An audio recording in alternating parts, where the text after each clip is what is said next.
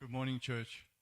Every time I stand up here, I stand with a fear in my heart and reverence for God and the accountability that everybody who stands up here and saying that this is what the Lord is saying and this is what the Lord wants you to do is so important, because we can be led astray about what people say. But first of all, I just want to thank all the mothers that are here today. I cannot believe how many you are. I have to say well done to all of you. You are blessed. A man cannot live without his wife.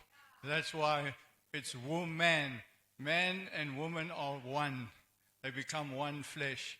And I'm one of those men who tells you that without my wife, I would not be able to stand here today either.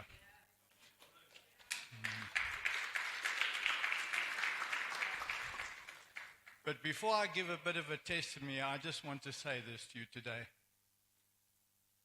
The message that I was supposed to bring is not the message I'm going to bring this morning, because the Lord has been dealing in my heart. And I'm going to open up myself a little bit more, because I think a lot of you see me as a very serious person, don't smile that much, not that friendly, not that sociable, don't always attend your meetings. Please understand, and I say this in front of Jesus Christ, I do have a job that is very, very taxing on my life, and at this moment in time, I have so many commitments work-wise, so that's one of the reasons why you don't see me. But today, I have very, very good news for you. Some of you know it, but you need to be reminded of it. There is no God like our God. There is no God that is alive and in full control over this world. The other thing that God is saying to you today, that He's always had a plan. He is the Alpha, the Omega, the beginning and the end. He knows everything. He had a plan before we were even created. He spoke the world into existence by His word. There is not a word that comes out of this book, the Bible. Sorry, I have a digital copy of it. That is not God-given. Every word that is spoken by God never returns to Him void. It always accomplishes the purpose to what it was sent for. So I want you to know that many of us here today, fathers, mothers, grannies, little children, are looking at what's happening in the world today and they're saying, what's the plan? We see how people in the rest of the world at the moment in the Middle East talk about meetings of peace. They talk about peace. They talk about plans. They talk about everything. But do they come to anything? They always come to naught. Why? It is only the plans of the Lord that will succeed. The steps of a righteous man is ordered by the Lord. And I have to tell you, young people and elderly people and middle-aged people, don't fear. Because even though I know I've got to cut this message short, God always had a reason for what's going on. He knew exactly what to do. And you're going to see in Scripture, as quick as I can, the way that God has planned life to be. There is nothing that's happening in this world right now that He's not in control of. He has everything planned. In actual fact, I don't think any of us really realize that we are living in the last of the last days. What is the next thing we can look forward to? The rapture with Jesus Christ. How many of you believe in the rapture? How many believe that you're going in the rapture? Amen. All right, Anthony has asked me to share a small testimony. My late mother was 93 when she passed away. And my beautiful wife, Pat, was working at a school with children, and my mother became very ill. She suffered from dementia. She was in a home. She chose to be in a home for a large portion of her elderly life because she liked company. She wanted to be around people that she felt comfortable with. And she had a wonderful life in an old age home in Johannesburg. I just can't remember the name of the old age home. But when my mom started to develop dementia, losing her memory, not understanding who some people were, I would go and visit my mom. She wouldn't know who I was. She'd ask me, what are you doing here, and things like that. We decided, Pat and I, it was a big decision to make, but it was a decision that she had to make.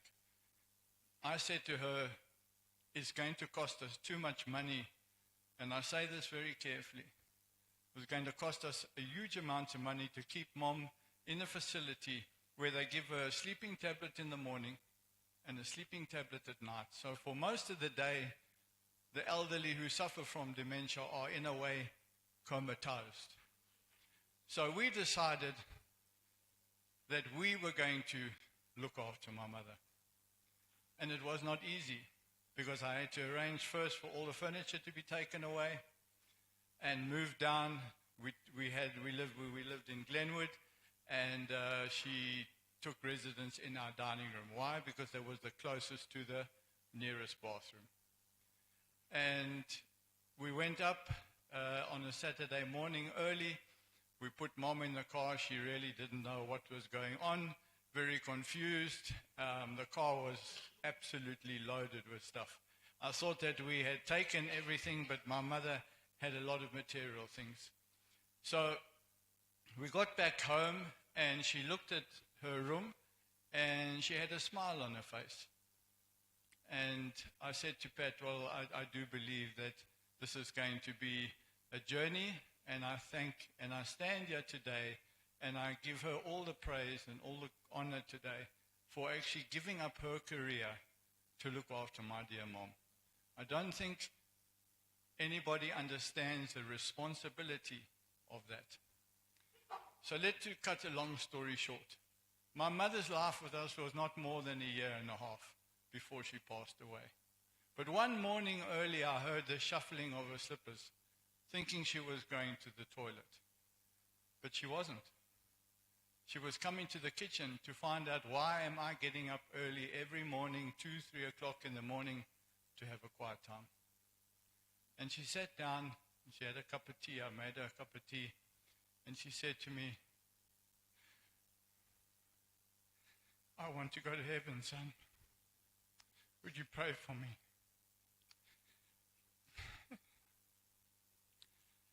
And I want to say to you that my mother was so anti-God all my life. She didn't believe, she wouldn't believe. She said it was all a hoax, it was all fake. But God was doing a work in her. And sometimes you're sitting where you've said, Lord, I've prayed and I've prayed, I've prayed, I've prayed, and nothing happens. In God's plan and in God's timing, things happen. It's according to His plan and His time. And I was able to lead. And I humbly led my mother to Jesus Christ. And I know that she's there with Jesus. And I know that one day we will be with her. So I encourage those who are looking after elderly people or sick people or your own parents, be patient. It wasn't easy for my wife to do it. It was a big sacrifice. But I'm grateful to God because there are blessings for looking after the elderly. All right, so let's start on this message. God has been around even before the creation of the world. He has always had a plan for all mankind, animals, nature, seas, mountains, rivers, etc. God was not created. He was our creator. God is the beginning and the end. It's like me saying to you, let's go to the beach and each one of you pick up a handful of sand and I say, count it. Can you count it? No, because it's infinite. God is infinite. He cannot be put in a box. He cannot be controlled. He cannot be told what to do because He is God. And He's a jealous God. He wants us to love Him with all our heart, with all our soul and with all our mind, and our neighbor as ourselves. And that is a very important thing. Even if you don't get on with your neighbors, you have to love them, because that's God's will. Okay, so I'm just going to start off in the book of Genesis. We're not putting too many scriptures up. I have given the scriptures to the team there, and I'm just going to read from my notes. In beginning, God created the heavens and the earth. Now the earth was formless and empty. Darkness was over the surface of the deep, and the Spirit of God was hovering over the waters.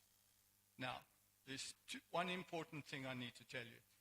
God, the Father, Jesus Christ, and the Holy Spirit were there before the world was spoken into being. The Holy Spirit didn't only come on the day of Pentecost. The Holy Spirit came to be with Jesus when he was baptized in water. So what we need to know is that God has been there all along. Jesus has been there all along. The Holy Spirit has been there all along. And the three of them, three in one, like an egg. The yolk, the white, and the shell is a representation of what God is. Then God said, let us make man in our image, in our likeness. Now what does that mean, people? We talk about John 3:16. For God so loved the world that he gave his only begotten Son, that whosoever believeth on him should not perish, but have everlasting life. Why do you think God wanted to make us in his image? Do you know why? Because he loved us. Because he had a plan for us. And he knew what was going to happen in the world. And he has made a beginning and the end so tightly. We often stand here in church and we say, but we win at the end. Yes, we win. But there's a plan to get there to the winning. But we do win. So God created mankind in his own image. In the image of God, he created them male and female. God blessed them and said to them, be fruitful and increase in number. Fill the earth, subdue it, rule over the fish in the sea, the birds in the sky, and every living creature that moves on the ground. Then the Lord God formed a man from the dust of the ground and breathed into his nostrils the breath of life, and man became a living being. What does that mean? That ruach, that breath, is the power and the Spirit of God that was breathed into us. The animals didn't have that. They were spoken, yes, it was a word, but God breathed into Adam, into his nostrils, in order for him to become a man. And that breath is continuing all the time. That's why with the world, it says, God has said that we must go and we must multiply and replenish the earth. When we look at nature, we're now in winter. We look at our garden, the grass doesn't seem to be growing, the flowers are not budding. But there's a season that once spring comes, everything grows. Because the words that God has spoken can never be taken back. That's why we have to be so careful when we stand up here and we say, God said this. We need to know in our hearts that God said it. Okay. Now the Lord God had planted the garden in the east in Eden, and there he put man he had formed. God made all kinds of trees grow out of the ground, trees that were pleasing to the eye and good for food. In the middle of the garden was the tree of life and the tree of knowledge of good and evil.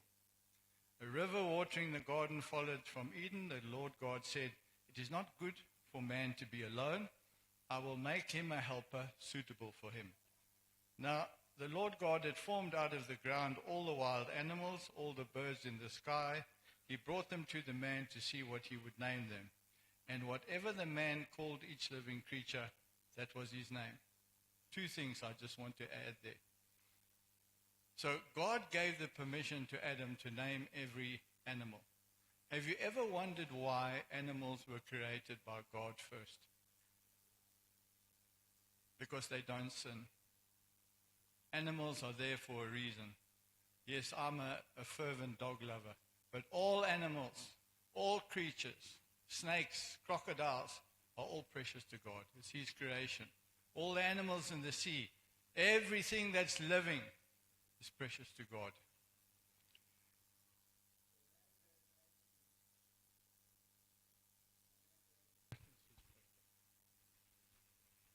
Hello? Sorry. Okay. So God caused man to fall in a deep sleep, and while he was sleeping, he took one of man's ribs and closed up the place with flesh. Then the Lord God made a woman from the rib he had taken out of the man, and he brought her to the man. The man said, "This is now bone of my bones and flesh of my flesh, and she shall be called woman, for she was taken out of man." So I'm just going to go on here, and I want to say this to you as well. Do you know that God knew that man would sin? He knew that Eve would partake of that fruit. I'm not saying that's the reason why he put a tree in there, a tree of good knowledge and bad. He put it there for a reason, but I have to tell you that God's plan, because He already knows that although we are made in His likeness, as a human being we have weaknesses. So God's plan B was what Anthony shared with us a few weeks ago. Then man and his wife heard the sound of the Lord God as he was walking in the garden in the cool of the day, and they hid from the Lord among the trees of the garden. But the Lord God called to man, "Where are you?" He answered, "I heard you in the garden, and I was afraid because I was naked, so I hid." And he said, "Who told you that you were naked? Have you eaten from the tree that I commanded you not to eat?" We're not going to get into what Eve said and what Adam said. Isn't it interesting that it was God's will and plan for us to live in that type of garden for time and all eternity? When we die, we're going to the same Eden in heaven. We're going to live in a perfect environment. No sin, no sorrow. Everything will grow. God will be our light. There'll be no sickness. There'll be no death. There'll be no hell. There'll be no demons. So it was God's will for man to live in this beautiful place. But He gave us a will to choose. You have a choice. He can't force you. Because you're made in the image of God, He can't force you to make decisions on His behalf. You have a choice to decide what you want to do, whether it's good or it's evil. So as I said, God already knew after He created Adam and Eve and formed them in Eve's womb, God knew that man had been created with the free will and freedom to choose. The difference between man and angels are created as ministering spirits to serve God without a free will. However, they are ministering spirits doing the bidding of God. Man was created a little lower than the angels, but in the image of God. Same as your children. They bear your image, DNA. Isn't that important? So as much as we are created in the image of God, meaning that He is a spirit and we are a spirit, your offspring also have your likeness. And they have your DNA. Now, isn't that a miracle? To all these religions that have their so-called gods, they do not have what we have in God, Jesus Christ, and the Holy Spirit. They do not have it. The rest of the religions of the world have a dead God. They don't have a future. Some believe in reincarnation. I'm not standing here and saying that every religion is damned. I'm not saying that. But there is only one God. There is only one Jesus Christ. And the word says that every knee shall bow and every tongue shall confess that Jesus Christ is Lord. God's second plan, which was the second Adam, Jesus Christ, was redemption from sin, and God coming in the form of a man to be crucified for all of man's sins, sicknesses, infirmities, chains, bondage that separate us from God the Father. So Jesus Christ knew from the beginning of creation that man would sin, that he would come so many thousand years later, and he would come born through immaculate conception, as we call it. Mary, his mother, gave birth to him, and he lived a normal life. He was a man, his father was a carpenter, and he became a carpenter. Up until John the Baptist was alive, and he was already then going around telling people that they need to repent and turn from their sins, and he was baptizing them in water. Isaiah 44:11, and I just need to read this from my phone, if you don't mind.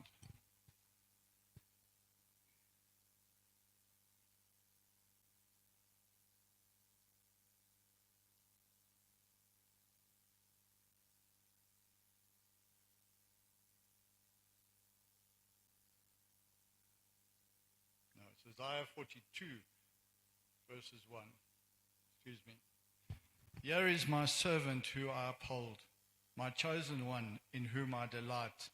I will put my spirit on him, and he will bring justice to the nation. He will not shout or cry out, or raise his voice in the streets. A bruised reed will he not break, and a smoldering wick he will not snuff out. In faithfulness he will bring forth justice. He will not falter or be discouraged till he establishes justice on the earth. And I have to tell you that even as we sit here today, we see so much injustice. It is all going to be taken care of. Don't think that people are going to get away with the sins that they have committed without any form of accountability. In his teaching, the islands will put their hope. This is what God the Lord says, the creator of heavens, who stretches them out, who spreads out the earth with all that springs from it, who gives breath to its people and life to those who walk on it. I, the Lord, have called you in righteousness. I will take hold of your hand and keep you, and will make you to be a covenant for the people and a light for the Gentiles. I'm not going to carry on. This was a prophecy going back thousands of years before Christ even came onto the earth. So this was all already a plan.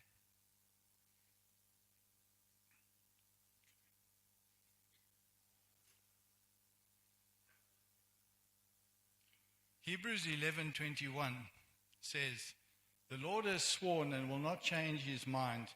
You are a priest forever." Jesus was the priest. He was the high priest, same as the order of Melchizedek. Jesus Christ was under the same order. He is our high priest. There is only one high priest. Because of this oath, Jesus has become the guarantor of a better covenant. Another plan. Another plan. Now there have been many of those priests since death, prevented them from continuing in office, but because Jesus lives forever, he has a permanent priesthood.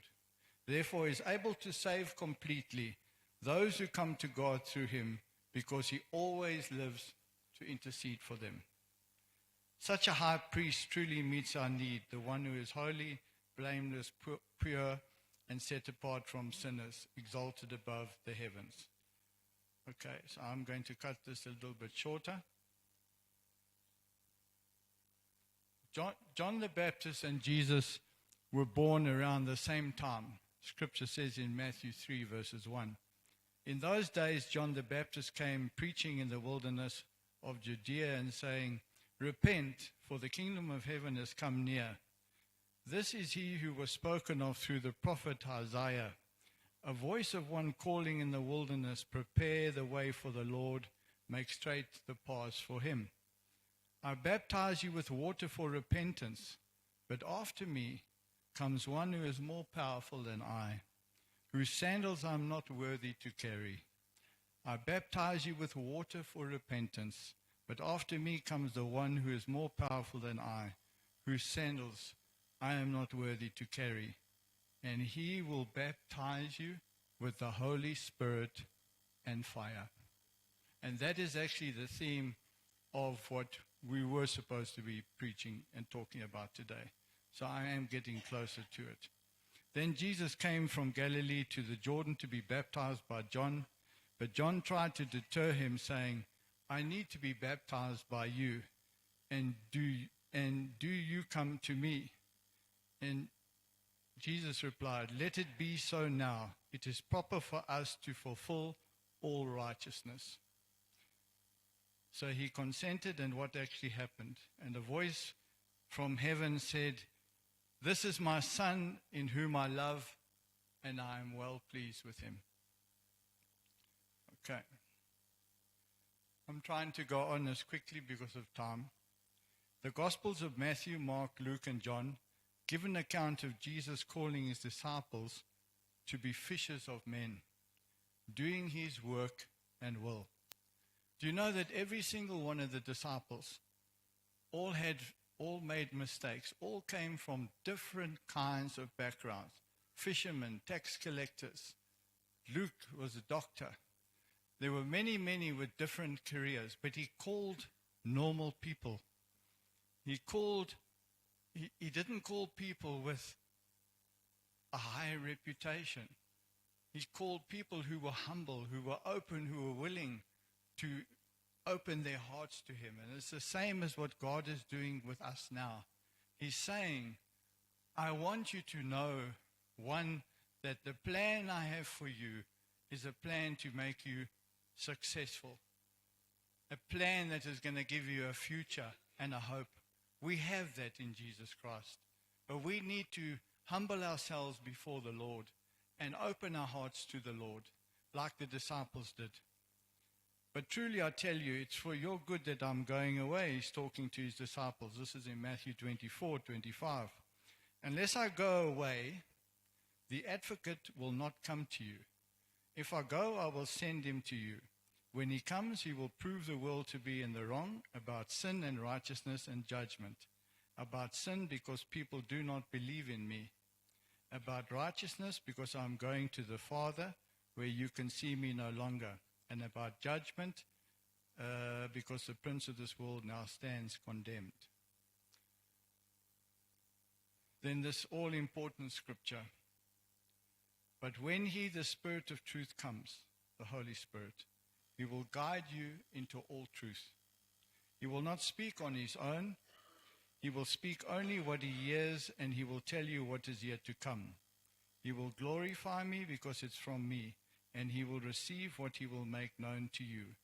All that belongs to the Father is mine. And that's why I said the Spirit will receive from me what he will make known to you. So Evelyn, as much as you sent me those notes, I'm only now starting to get to the tip of it, and I'm going to leave it shortly, but I'm just going to carry on. So when Jesus promised the disciples that he was never going to leave them alone, that was another plan. Because God knew that we can't survive on our own. We need him. We need Jesus Christ. We need the precious blood of Jesus Christ to wash us from our sins. But we needed the Holy Spirit to be our advocate, to be our comforter, to lead us to be worshiping God, to make us confident, to speak boldly the word of God. It's the Holy Spirit in you. It's not by might, it's not by power, but by my Spirit, says the Lord. Each one of us, when we give our lives to Jesus Christ, have the Spirit of God indwelling in us. And that's why it says our body is the temple of the Holy Spirit. And when we sin, we grieve the Holy Spirit. I want to say this to you and confess to you this morning. At the last 3-4 weeks, I've been asking God to search my heart, oh God. shake anything in me that can be shaken. And I actually am sad that I asked the Lord that, because I have to tell you, He revealed things to me in my life that I didn't know were grieving the Holy Spirit. So I have to tell you that this God we serve is almighty. He's holy. He is past holy. He is wonderful. He is our everlasting creator. But His Spirit dwells on the inside of us. And how are we going to bring the message across about the gospel? It's the Spirit of Christ that woos a man. The Spirit prepares a man's heart, and the Spirit changes a man's heart. We can speak the word, but the Holy Spirit does the work. And that's what's important. Okay. When the day of Pentecost came, they were all together in one place. Suddenly a sound like the blowing of a violent wind came from heaven and filled the whole house where they were sitting. They saw what seemed to be tongues of fire that separate them and came to rest on each of them. All of them were filled with the Holy Spirit and began to speak in other tongues as the Spirit enabled them.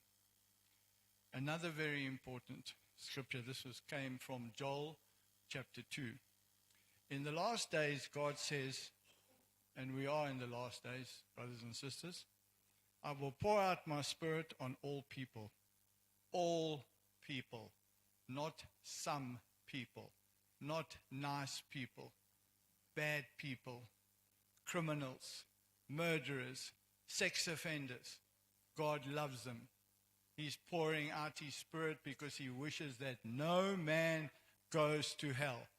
God will still love you even though you're going to be in hell. Can you believe that?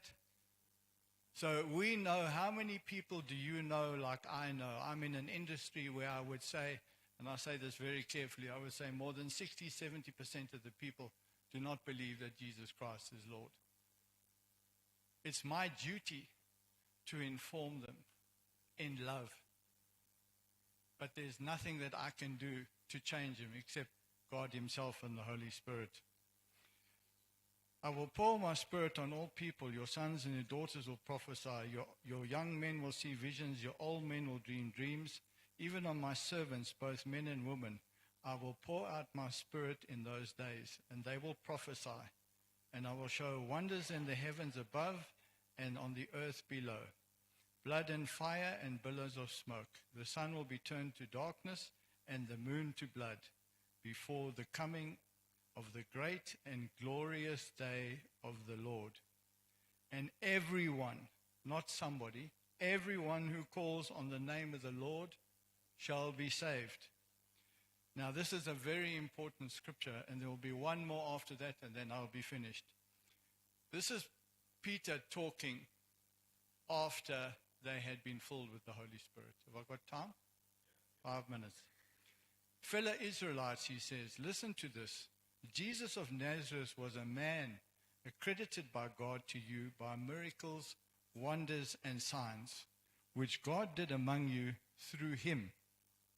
As you yourselves know, this man was handed over to you by God's deliberate plan and foreknowledge, and you with the help of wicked men. So God foreknew. Again, he had a plan. You can never ask God a question that he cannot answer. He's got an answer for everything because he's God. And there's nothing that he cannot do. It says, is there anything is anything too hard for me to do? Nothing, nothing, nothing. But you know what he's waiting for? He's waiting for us to ask. If you're hungry, ask. If you need healing, ask. The breath, every time you speak God's word, is asking, is generating something. In the more scripture you read aloud, the more scripture you bring into your spirit, the more that scripture will come out of you in times of trouble. I've seen it. The scriptures that I never remembered all of a sudden come out through the Spirit. So, with the help of wicked men, they put him to death by nailing him to the cross. But God raised him from the dead, freeing him from the agony of death, because it was impossible for death to keep its hold on him. So one or two more thoughts, please. Jesus Christ on the cross said, "It is finished." What does that word "finished" means? He's not only paid for all our sins, but he's rescued us from death, hell, and the grave. One of the most important things that we need to know as believers, what God's Son has done for us. We owe Jesus Christ a debt we can never repay. All our righteous works, all our titles, all the money we give to God and all mean nothing. It's all about Jesus. It never was about us. It never was about money. It was never about our plans. It was about Jesus. Jesus from the beginning, Jesus to the end. Without Jesus, we have no hope, people. We have no hope.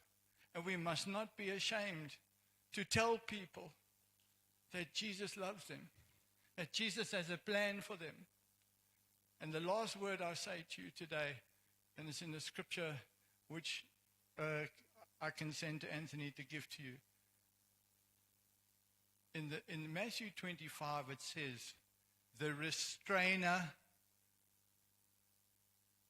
will, when the son of perdition comes, which is the Antichrist, the restrainer will remove himself. Who is the restrainer? It's the Holy Spirit. That's God's plan. Why would he remove why would the Holy Spirit be removed for the Antichrist to come? Because that is the day we're going to be raptured. That is the day that we're going to be with Jesus Christ. And I say this carefully and very humbly before I close. Please make sure today that you know that you know that you know that your name is written in the Lamb's Book of Life, that you know God, not that you come to the gates one day like the 10 virgins. 5 were foolish, 5 were wise, but it was too late. They weren't prepared. Who is here in preparation every day, waiting for Jesus Christ to come? I am. I look every day into the sky and I say, Jesus, when are you coming? Because the greatest desire in my heart is to see Jesus Christ face to face, because he's done so much for me. And I leave you with those thoughts in Jesus' name. Amen.